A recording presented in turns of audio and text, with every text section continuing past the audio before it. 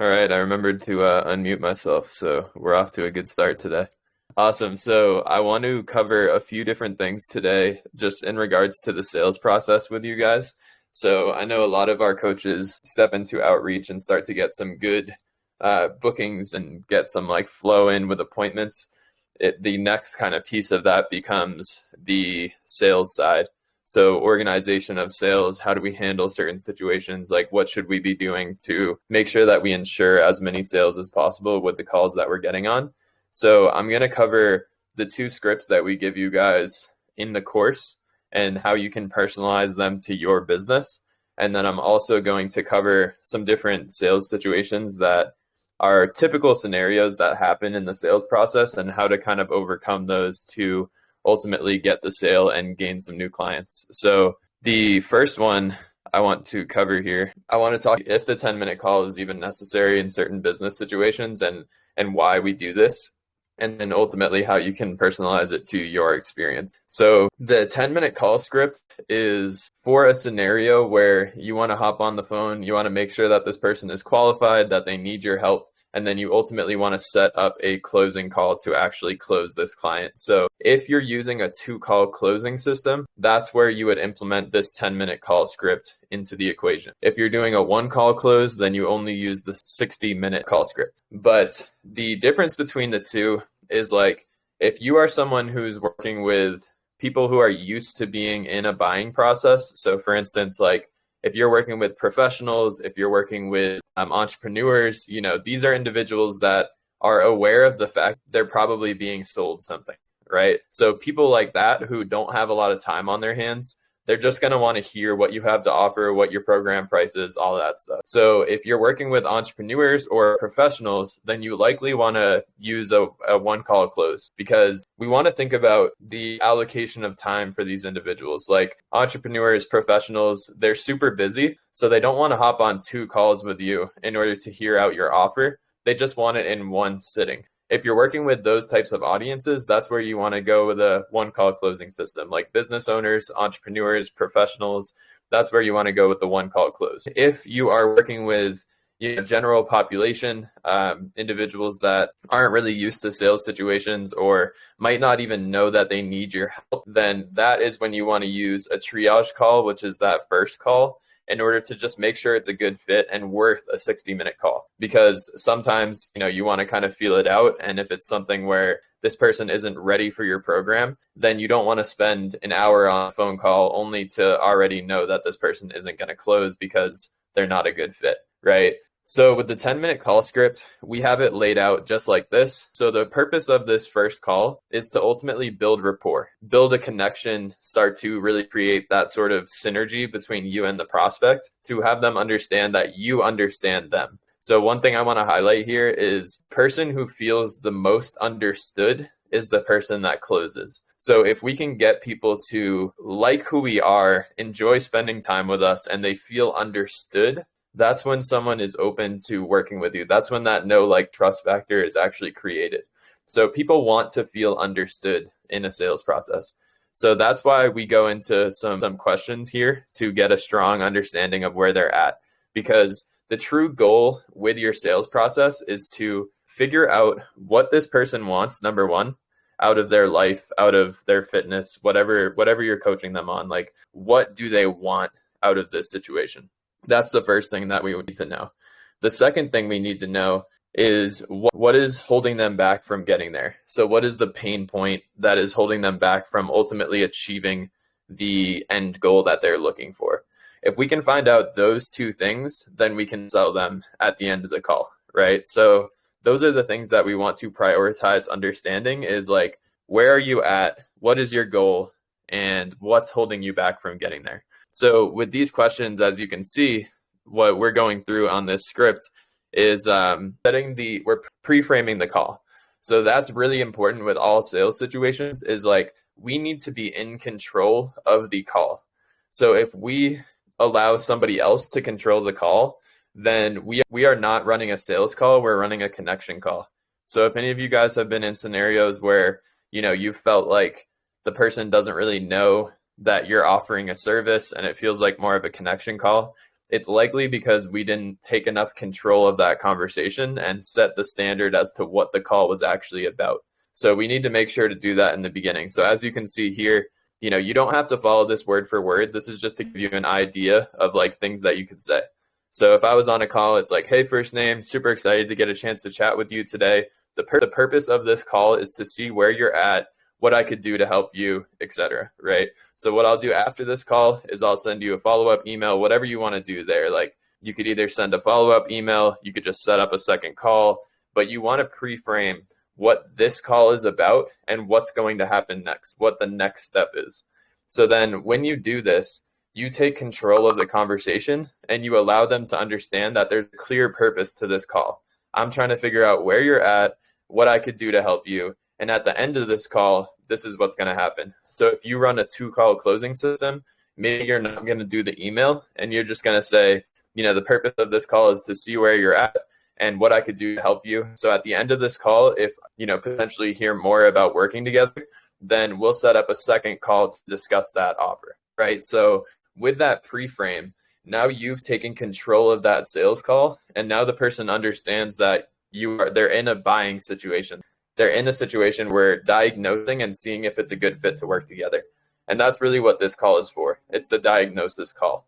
So the first type of question we want to jump into is like, tell me a little bit about your area of coaching goals, right? So like, tell me a little bit about your fitness goals. Tell me a little bit about your life goals for 2022. Like you can adjust that question however you want, but you overall want to find out what is the goal that this person wants that's aligned with how you can help them.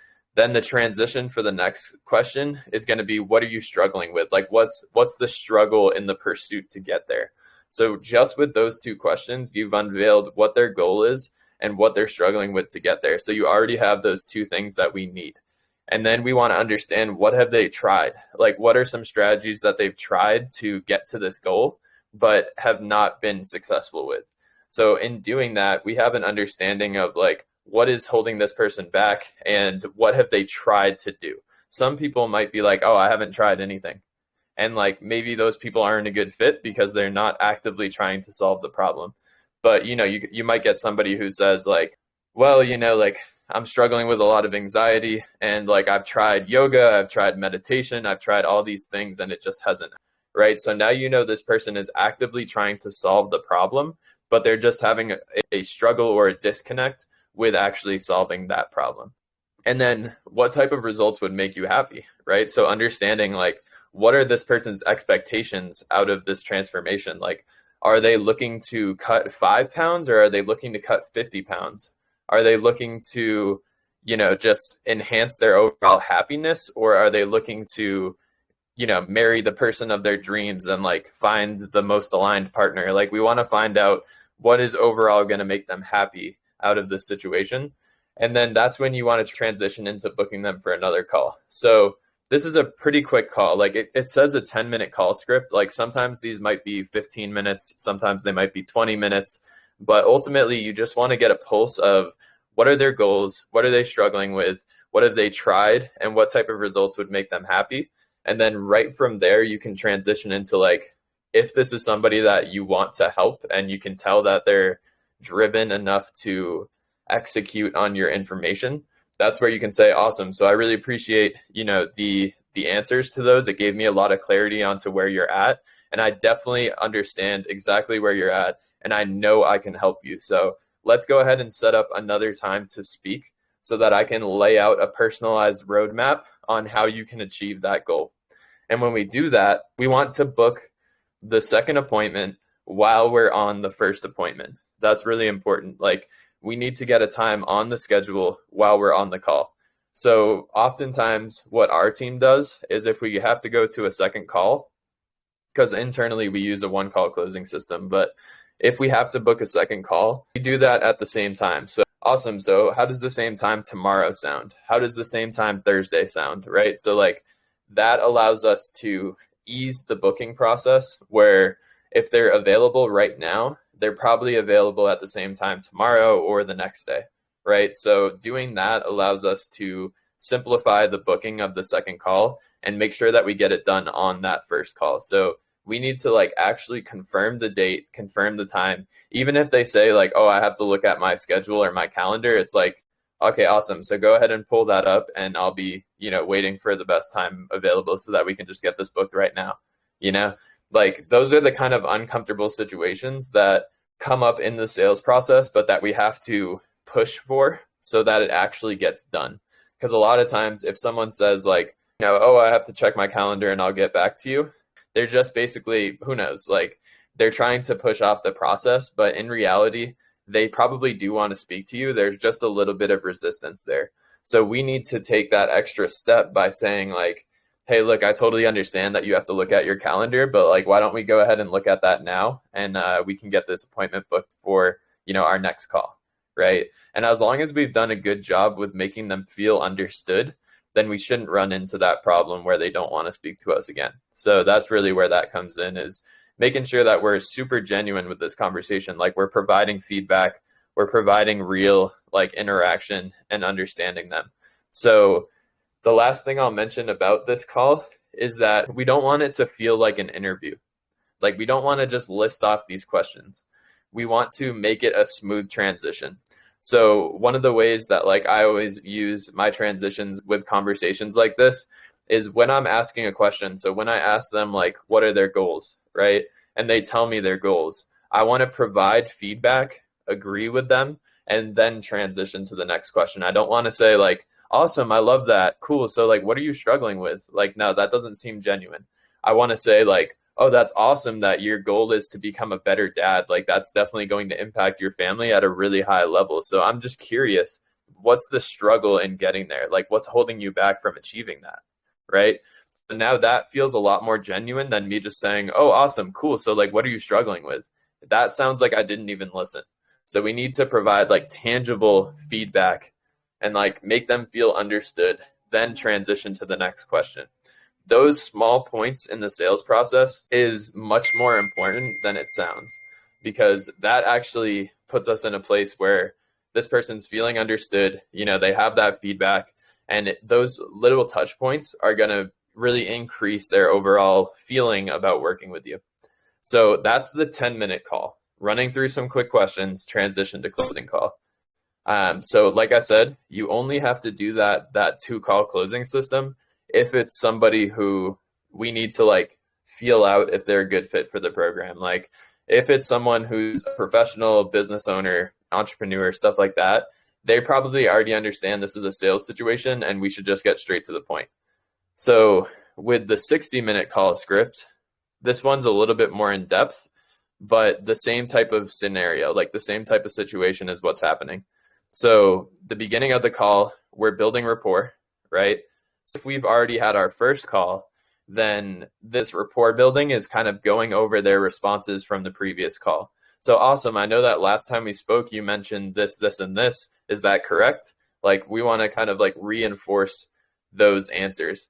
And then once they say like, yep, that's correct, that's when we pre-frame this call. If this is our like first closing call, like we're going for a 1-call close, then we want to build rapport by genuinely connecting with them. Like understanding where we can find some connection points to make them feel comfortable with this conversation. And then with this call, this is extremely important right here, is the pre-frame for the closing call. So whether this is your second call and you're closing, or whether this is your first call and it's a closing call, this pre-frame is very important.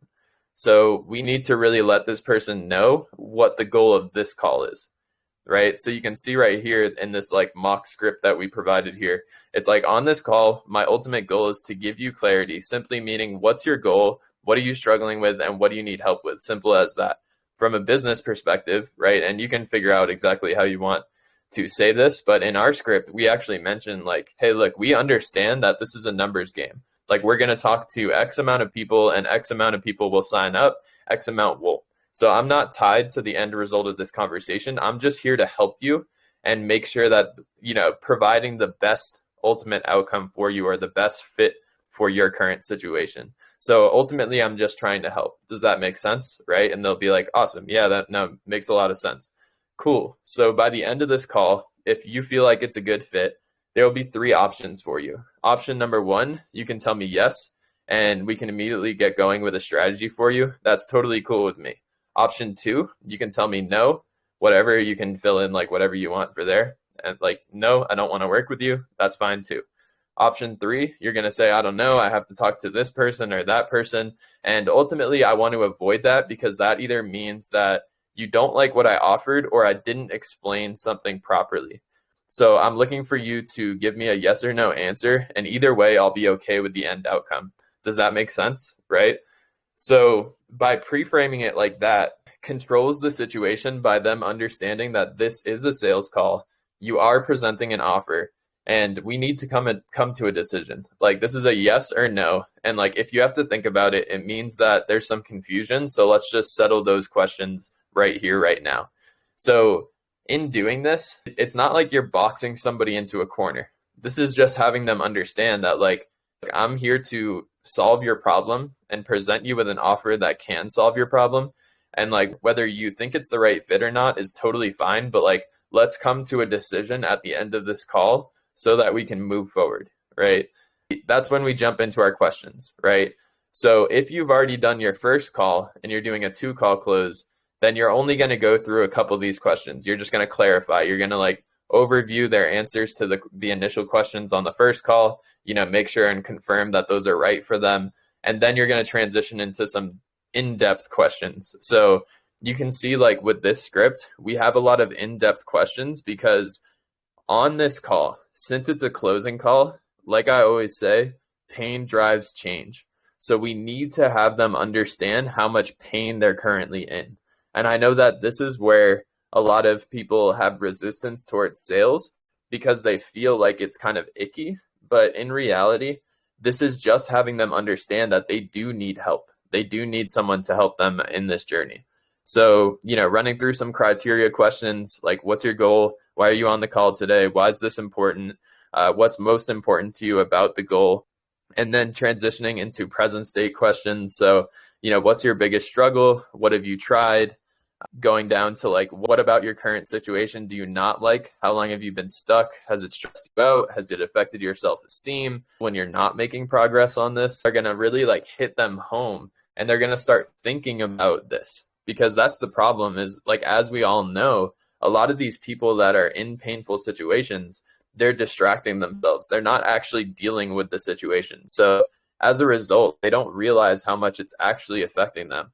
So this is actually being a coach. Like being a coach is asking effective questions that allows this person to truly think about what they're going through and why it's impacting them. So these questions allow us to really have the prospects have their own breakthroughs on the phone call that allow them to say like, you're 100% right. Like I do need help with this. So then also getting an idea of like their desire, right? So what do you think you need to make this program succeed? Or what's the perfect program look like to you? What does success look like to you? What would your life be like if this problem was solved? What's stopping you from getting you there on your own, right? That's a very important question. What's stopping you from getting there on your own? That's where they'll have the realization that they do in fact need help. So these questions are all very important. And like I said on the, like the 10-minute call script, we're not just like listing these questions like an interview. We are providing tangible responses and then transitioning. And we don't need to ask like all of these questions. Like we can minimize, the question total and we can cut some of these out. But these were just to give you guys a good amount of questions to understand what's important to find out. So, obviously like this section that has like 10 questions, you can cut this down to like 2 or 3 of like your favorite questions. But overall, this outline is very important because we're going to understand the pain and we're going to give them that breakthrough of understanding that they do need our help. And then that's when we transition to the program, right? So you don't want to go crazy on the gadgets, gizmos. You don't want to go over the features, right? I've talked about this a few times in these training calls that you actually want to present the solution to the problems, right? So instead of you saying, awesome, cool. So like, are you ready to hear, great. Like this line that says it right here. Great. So I might have something that might just do that for you. Let me know if you'd like me to tell you about it. And they say like, yeah, 100%. I'd love to hear about it. you don't want to just go into, cool, so I've got this one-on-one program where we hop on one-on-one calls, you get access to this course, you get this, you get that. You want to lay it out as a solution. You want to lay it out like, if this is, for instance, like the example that I use, anxiety, like say this person said, I'm crippled by anxiety and it's holding me back from achieving my new career or whatever the case may be, or pursuing my business. We want to lay this offer out as a solution to that. So, I'm going to show you in the next 12 weeks, I'm going to show you a framework that will rid you from anxiety for good. At any given moment, you can use this framework to get rid of anxiety at any given moment, right? And then I'll transition into the next solution. Laying it out as a solution instead of the features is when we get these people to understand and take away the pain, right? So all throughout this call, it's been very pain-based. We've got them to understand, like, I'm in a lot of pain, right? And then when we get into this layout of the program and we lay it out in a way that takes away those pain points, now we help them realize, like, wow, this program actually takes away all the pain that I'm currently in. And then that's when we go into, this is all like examples, so you guys can go through that as like example material on how you can lay out the offer. Then we can get a temp check, right? So after we list all those solutions in a way that it's like presented as an offer, so in the next 12 weeks, I'll show you this framework that'll rid you from anxiety for good. Then we'll also start working on X, Y, and Z, right? So when we lay it out in those solutions, then we can get a temp check. Like, awesome. So how does that sound to you so far? And they're going to say, if we do it effectively and we lay it out as solutions, they're going to say, that sounds amazing. Like, what does it cost? And that's what we want them to say. So then we can go into our price drop, which I've mentioned a few times with you guys. Like that YouTube video that I posted was all about how you can price drop in a way to get more paid in full clients. I can say like, hey, look, my program is a $7,500 price point for 90 days. But if we can come to a commitment here on this call, then you can secure it for $5,000. How does that sound? Right? Drop the mic. They're going to be like, oh, like, yeah, no, that sounds really good. And they're either going to say like, yeah, let's do it. Or they're going to say like 5,000 is a little bit much. And then we can say, awesome. Well, as long as we get a deposit here today, then it secures that $5,000 price. So what would you feel comfortable putting down right now in order to secure this program price for the $2,500 discount? And then they might say to you, like, I was talking to someone the other day who I told this framework of this price drop to, and it was funny because the first time he used it, he was expecting the person to say like, oh, I can put down $100 today. And the person was like, I can't do 5,000, but I can do 4,000, right? And you'll be surprised what people say. Like, it depends on their situation. So they might say like, I can't do 5,000 right now, but I can put down 4,000. And then, instead of you providing like this pricing plan and being like, okay, well, how about we do X amount now and X amount later? By putting the ball in their court, they're able to like analyze. And truthfully, most individuals that are in this situation, they don't want to offend you, right? They don't want to say like $100 because it might sound like offensive, right? So like a lot of them are going to say like, well, I guess I can do 1,000, or I guess I can do 1,500. Like they're going to say a decent amount, especially with you saying 5,000, say something that's like as close to 5,000 as possible. So that's how we use the call script to actually price drop. Now, the last thing I want to touch on, and then I'll open up for Q&As because I know I'm covering like a lot of material in general here, but I also want to talk about like certain situations that can happen in the decision-making process. One of the things that can happen is like, I need to talk to my spouse, right? The spouse objection. And I know I've covered this a few times, is the objection handling framework, where it's like, agree with the objection, move to pain, and then close again. So, yep, I totally understand. Like, definitely want you to talk to your partner about this. And like, it's important that you do talk to your partner about this. But, you did mention all these pain points, and I want to make sure that we at least get a commitment done to here. So what would your partner be comfortable with putting down right now just to secure that price? And that might just be $100, but at least you got the commitment from this individual that you can then, have that consistency of commitment that happens with, our basic humanity. Like, we feel called, or we feel encouraged to follow through on our commitments. So, creating that is what handles that partner objection. But I will say, like, me and Mike have proved this time and time again. Like, if you don't get money on this call, 9 times out of 10, this person's going to run away. Like, just to be fully transparent with you all, if we don't get a deposit on the phone, 9 times out of 10, they're going to run away, or it's going to take like a month for us to actually get them to commit. Like, we're going to have to follow up 20 times to get them to commit. Like, we need to push forward some sort of deposit. And the best way that we do that is by doing that price drop so that they can secure the perceived discount. And just to also clarify, like, you don't want that price drop to actually be a discount. You don't want to actually take off $1,000 from your program. You want it to just be a perceived discount. So let's say your program is $3,500, right? You might price anchor at $5,000. So my program is $5,000, but as long as we commit today, you can get it for $3,500. So you want that amount to still be the amount that you want to get out of the client. You just want it to be a perceived discount, which then increases the rate that they're going to put down that deposit or pay for the program right now. You know, in doing this kind of like push to get that commitment and get that deposit, you're actually putting them in a scenario where you're helping them, right? It's like, look, I'm just trying to get you to secure this $2,500 discount or whatever the case may be. So like, what can you put down right now that will secure that price for you? Like, I want to help you with this situation, right? So this is how you get actual closes. Like, once we made this switch, and believe me, it's not like the easiest switch to make in the world. Like, it's definitely uncomfortable to be like pushing on sales calls, but understand the fact that like when you're on the phone with a prospect who has just laid out all their pain for you, you know that they're a perfect fit. They need to be coached into the sale. And like, they're going to have a bunch of fear that pops up. They're going to have a bunch of limiting beliefs that pop up. And if we allow those limiting beliefs or those fear points to be the reason that they don't change their lives, then we have to take ownership of the fact that it's really like us that let them go. Like, it's our job to overcome those beliefs, overcome those scenarios, and help them realize that, hey, look, like, if we don't change this now, when is it going to change, right?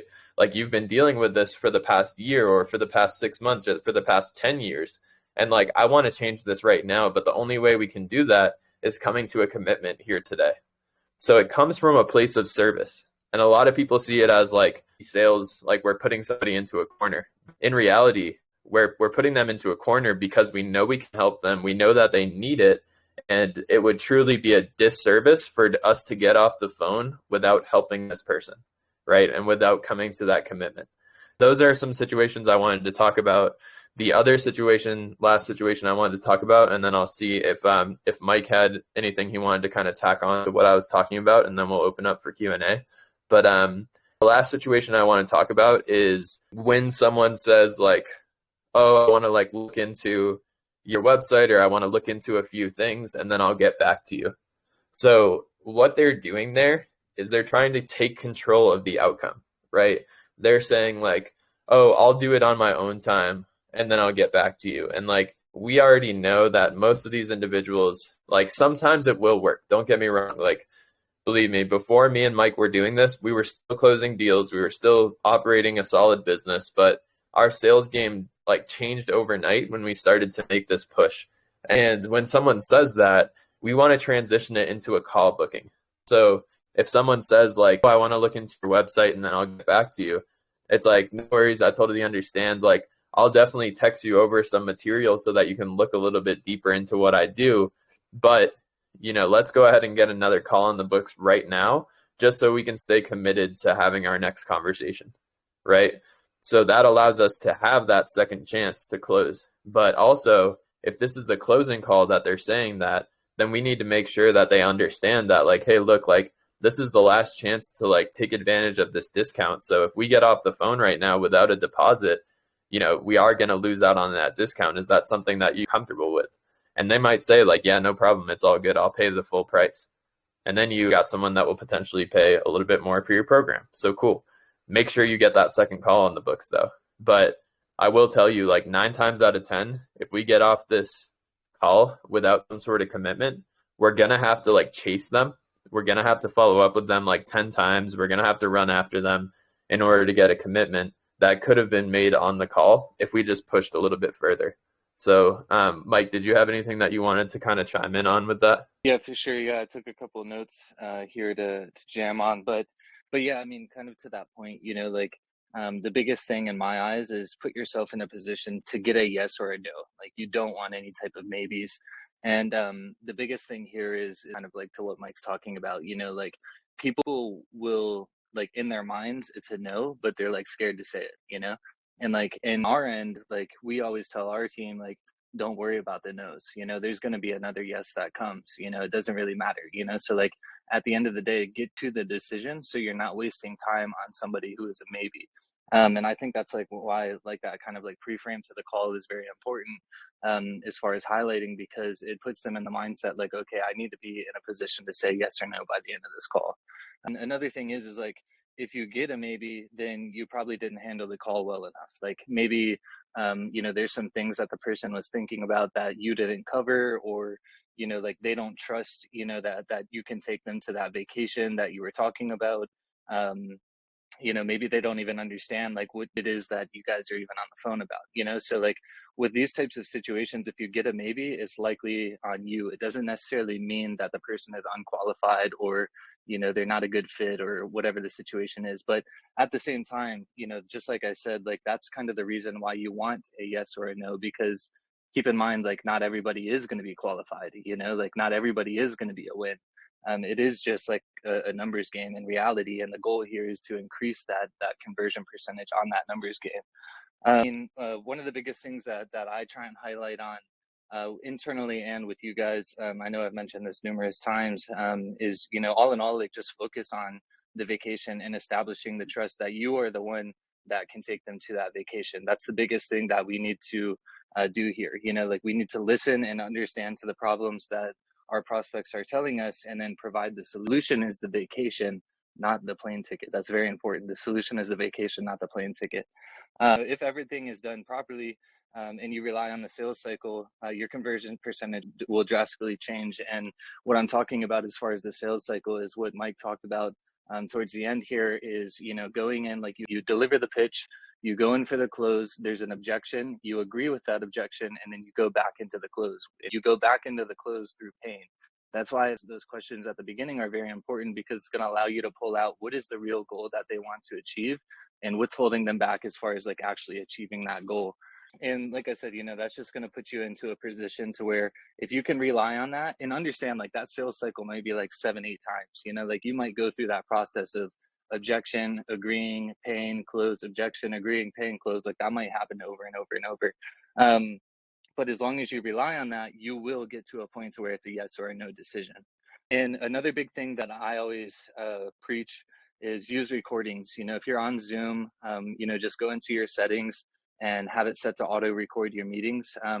If like we never have anybody ask about it, like why is this recording or anything like that. So don't worry about like situations like that. Like just have it set up to auto record, and leverage that to your benefit. Obviously, like some of you guys, like the information is a little bit more private, so you might want to make that decision yourself. But I'm gonna just go ahead and say, like, by all means, like record everything, record all of your sales calls, because it's going to be useful information for you. A lot of times, like in the moment, we think about things that we should do and we don't do it, or vice versa. We don't think about things that we should have done. And I did this all the time. Like I would, take a sales call right after it. I would rewatch the recording, or I'd re-listen to the recording, and I'd be like, damn, I should have said this. Damn, I should have said this. Or I didn't even catch that they said this, like I wasn't even paying attention to this problem that they said that was like the catapult to me, like leveraging the close. Like there's a lot of things that you can pick up on from recordings. And if you're using the app to take the calls using like phone calls through our automated coaching engine app, just let us know, or maybe Mike, we can make a note to like dive into those accounts and turn the recording on. But it's definitely important as far as like you guys to review. And I mean, I would love to review them as well, just so we can optimize real time. At the end of the day, we can talk about this stuff all day long, but the best way that we can learn is from our mistakes, from actually taking action and seeing what happened in real time, in real life, and going that route. Like I always tell the sales guys, like, if you don't think this is going to work, then prove me wrong. Get on the phone, use this strategy. If it doesn't work, we'll listen to it on the recording. If it does work, here we are, we got a solution. So that's kind of like the notes that I had. Hopefully I didn't ramble off topic too much or confuse you guys, but all in all, like the biggest thing that I think is the most important is like listening to the problem that we're hearing from the prospect and providing the solution. Focusing on that vacation that we're taking them on, and then just really relying on that sales cycle.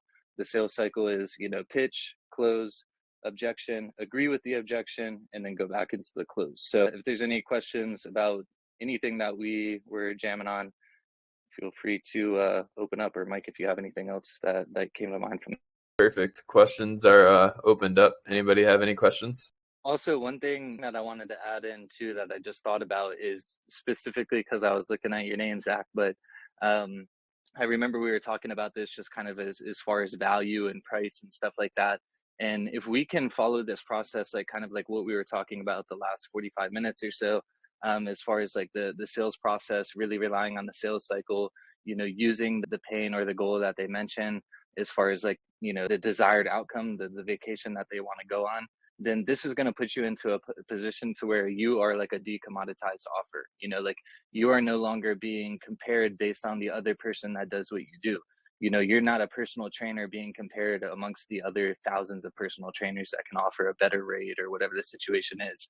When you're in this situation, like you create your own market, and that's why you can charge what you want. That's why most of our coaches are able to charge high ticket for their programs, is because they're not in a position to where they are competing with somebody else. They are their own market, they're their own tribe, so yeah, just wanted to throw that out there because I just thought about that.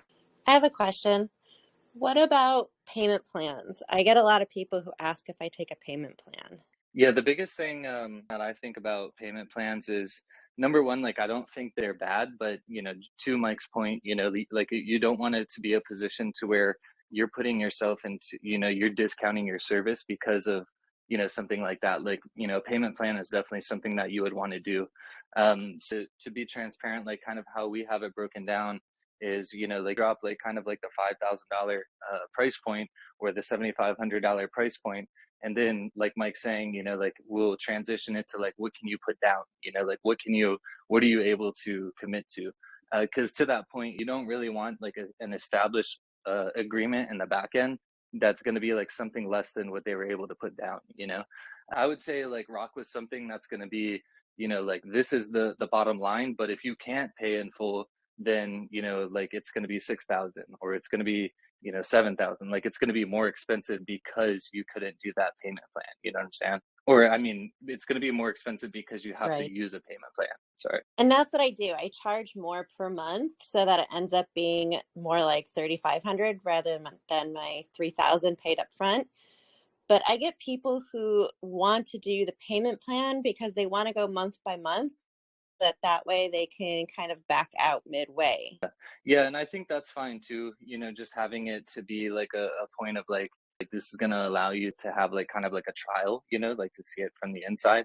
But the biggest thing that I think is more so just like if they're in that position, then to me, then like it needs to be a little bit more stronger. Like we can do $3,000 today, but if you can't pay that in full, then it's going to be $5,000, like something like that. So it's a little bit stronger push to do like that $3,000 paid in full, just because like, if you think about it on our end, we push the $5,000 now. If you can't pay that, then it's 7,500, like that's just like kind of the terms, so that's like, $2,500 difference is, it's a big gap, like people will take action to have that discount, it's nearly like, it's like doubling the price almost, so in our eyes, like that's kind of like what has really helped us is like the price anchor is so valid.